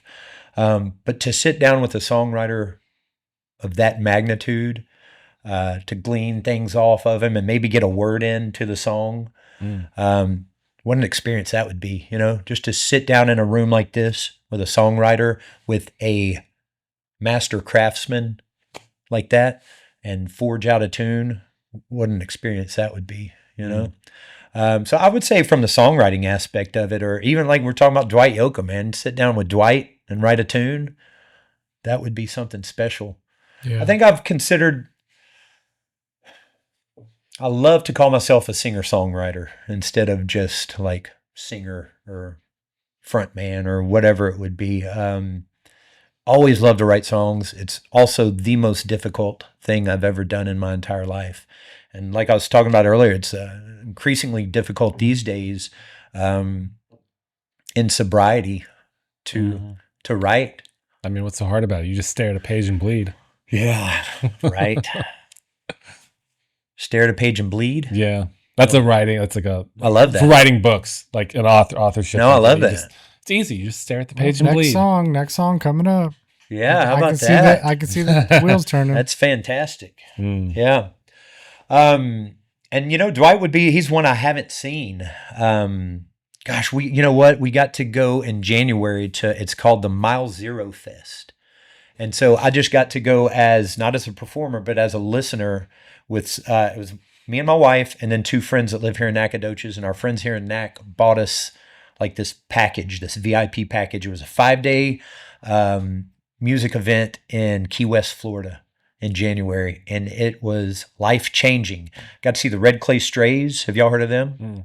Dig into them. Red Clay Strays are fantastic. Their front man is kind of he's a cross between, I would say, Elvis, Buddy Holly, and Johnny Cash. And interesting mix. Yeah, man. They're very spiritual. They have some cool gospel songs.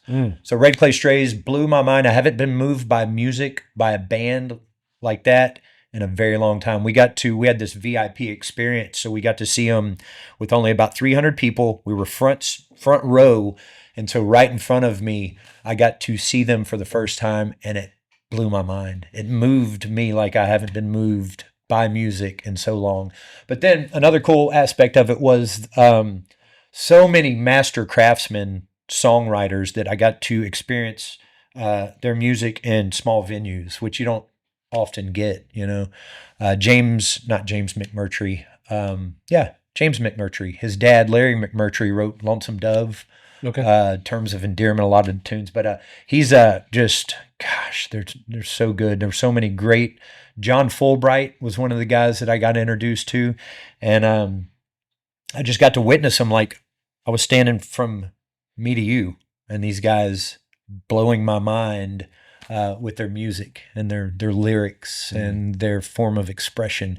So I am forever grateful for my friend Crystal Fuller.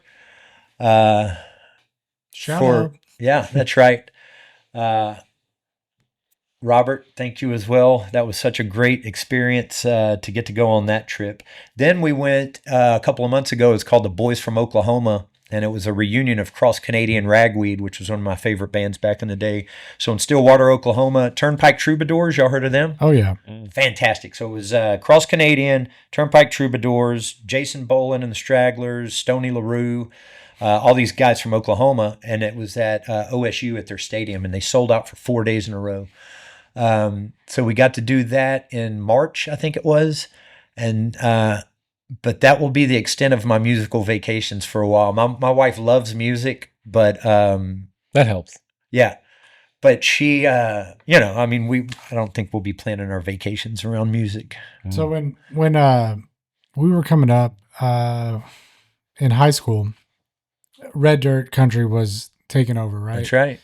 And what year was that? What year was you in high school? Had to have been 2004, 2005. Okay. And both of my cousins play, me and my brothers play.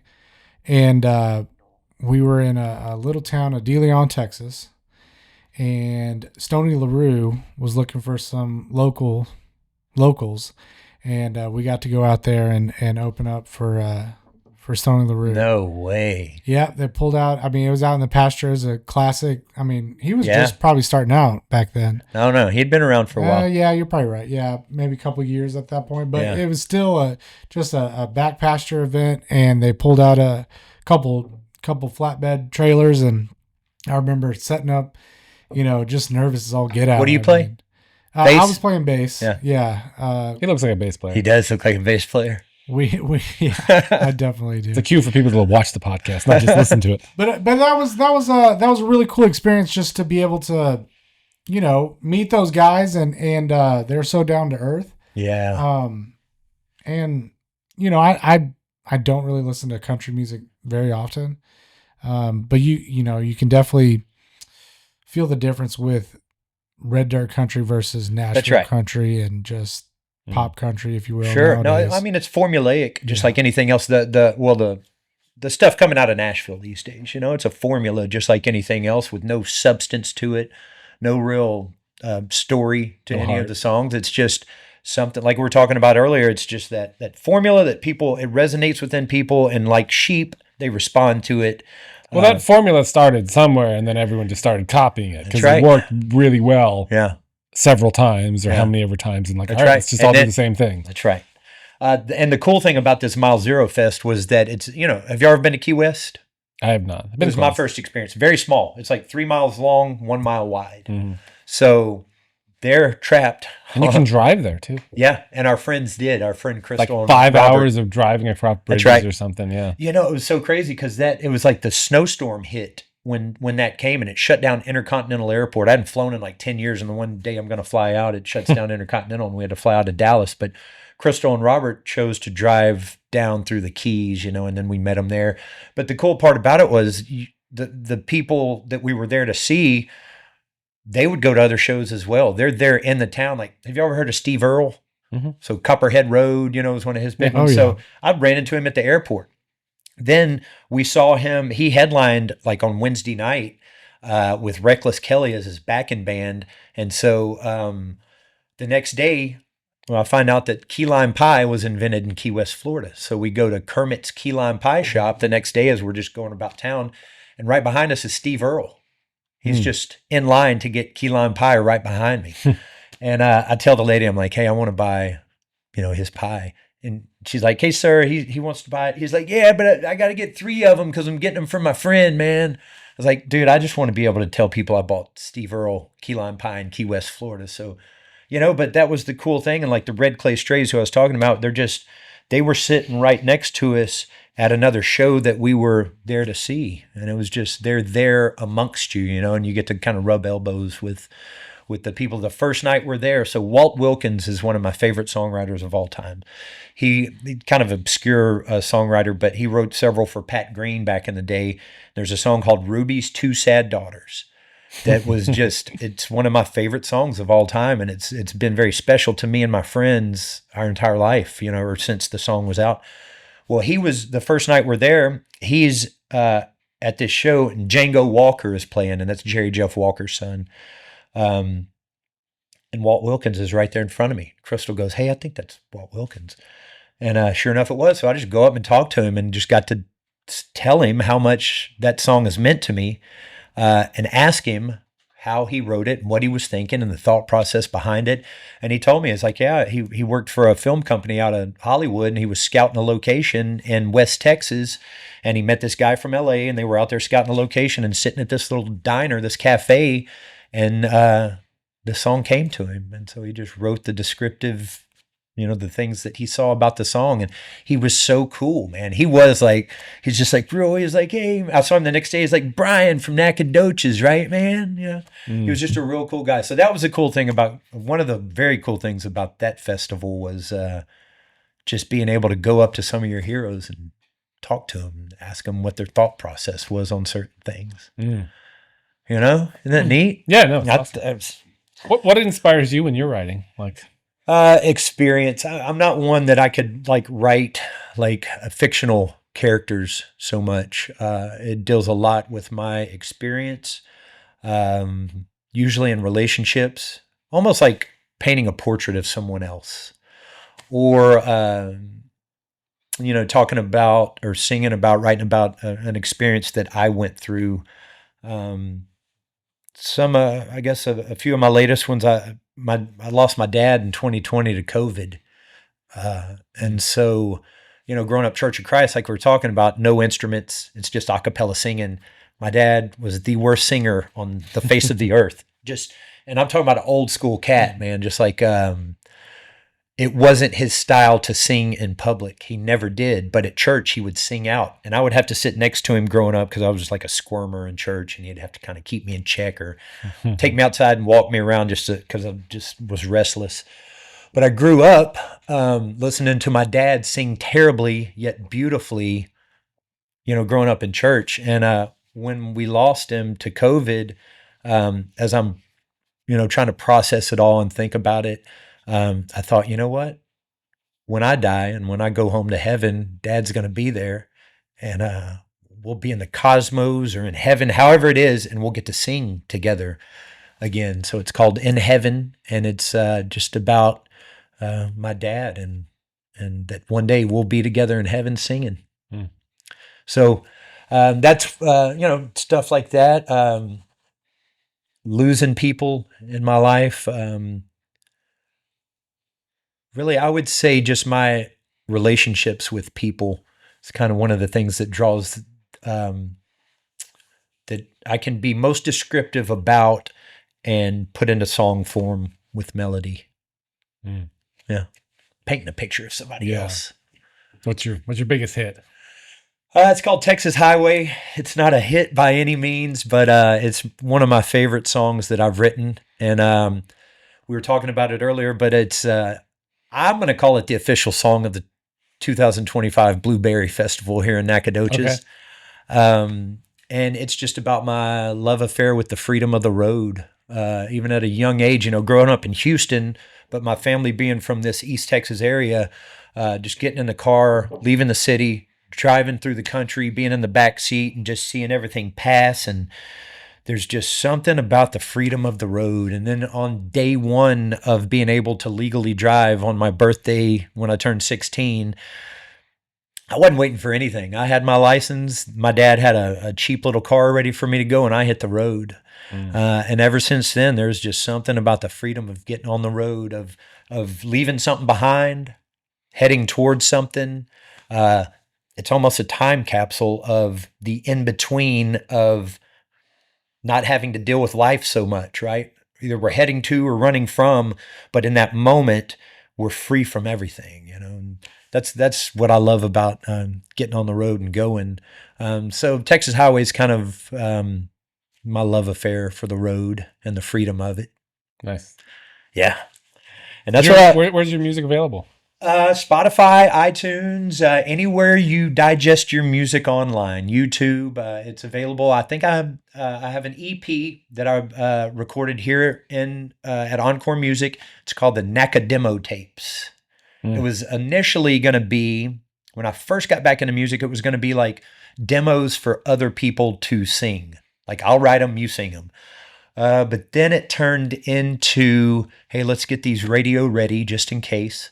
And Texas Highway actually was released to radio and made it all the way up to number 49 on the Texas regional radio charts.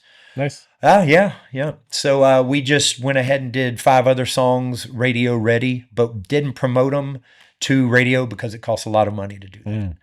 And then it came back. I wrote a song called Falling that me and my wife wrote together. And it's about being in such a good place in life and never wanting to go back to where we were. You know, some of those dark times that I spoke of earlier, that life is so good and we never want to go back to them. And so it's like falling off the wagon. I don't want to go there. Falling in love again sounds great, but that means I would be falling out of love with my wife and falling in love with someone else. And then falling out of God's grace and rebelling again and turning away. I never want to do that. Yeah. So that's one of the coolest things about, especially these days. I mean, the availability of, or being able to go to a recording studio, record, and then put it on a platform. I mean, my distribution it costs $20 a month. You know what I mean? That's nothing. So to be able to write a song with my wife on our front porch in Woden, Texas, go into the studio, record it with some beautiful musicians who are awesome at what they do, and turn it into just something that will always be there. Yeah. I love it. Well, and the reach is insane now. Like, I mean, we all complain about, well, I don't complain, but about what Spotify pays. I'm sure they pay you great for your. Yeah, I think it's half a cent. But per like, stream. you know, 20 years ago, you wouldn't be able to have that kind of reach without going through the record labels and the radios and all that kind of stuff. So there's pluses and minuses to it. I mean, it's muddled. There's so many people that do it that it's saturated, super saturated with the talent. But you're right. Who would, especially at my age, there's not a record label around that's gonna, sign somebody like me and in the old school, antiquated way that they used to do music. But these days, it's different. Yep. And you can blow up on YouTube. You can Oliver Anthony that thing. Yeah. Yeah. Then just don't burn out like Haktua girl did. Well, and you know what? Yeah.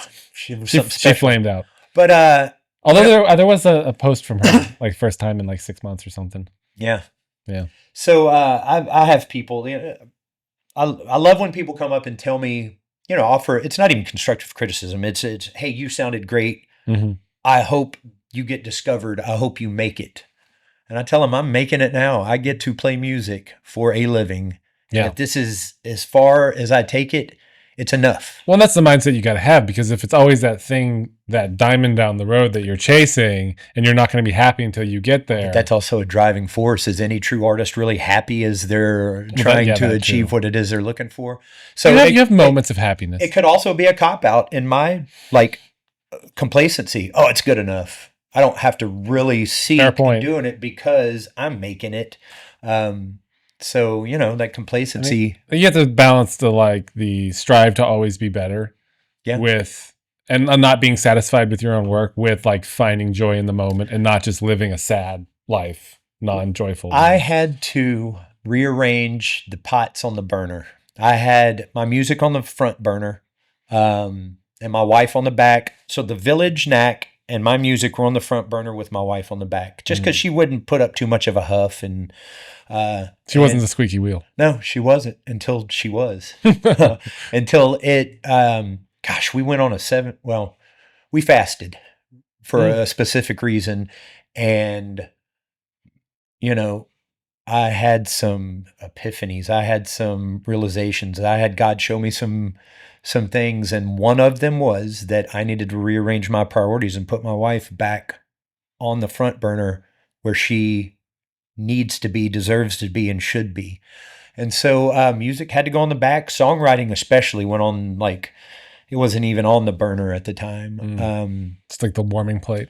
Yeah, that's right. Because I mean, I make my music by going and playing shows, and I had to do that. And oftentimes, man, when I'm done after 5 days of that, the fingers hurt, the voice is not working, and the last thing I want to do is go hammer out a tune. But in saying all that, I love pouring myself out at the Village. I love putting my wife back on the front burner.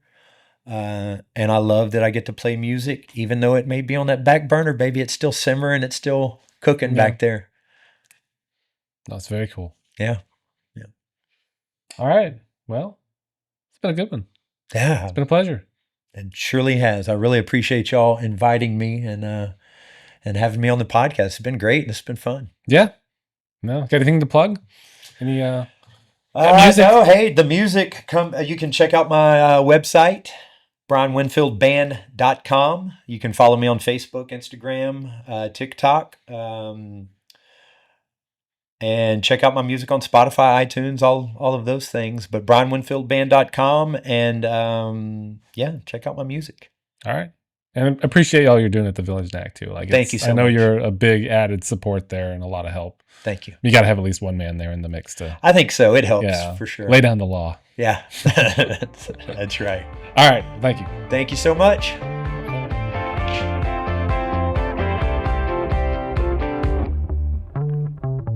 You're gonna cut it when I say Longest cut it. outro ever. You're gonna cut it when I say cut it. Am I? Yes, you will. You don't control the edit.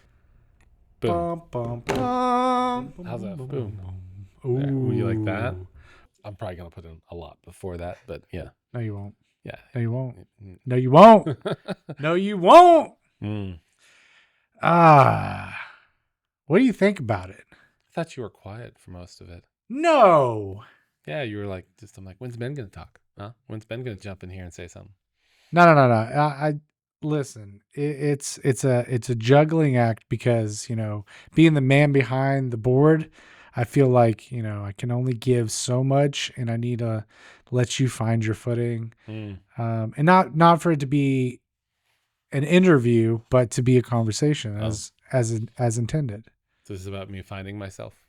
Yeah, this whole podcast is about you finding yourself, Amos. That's exactly it. You finally figured it out. It's a little late to be finding myself, right? No, I No. think we're Never constantly too late to find yourself. No, we're constantly on a journey, not only to finding find yourself and then losing yourself. to find yourself in God, right? To find who you are in God, right? Back to identity. What we've been talking about the past 5 episodes. Right? Identity. Yeah. That's what it's all about. Because once you have your identity as a base, right? Josh was talking about this. Then you can move forward and flourish. And anyway,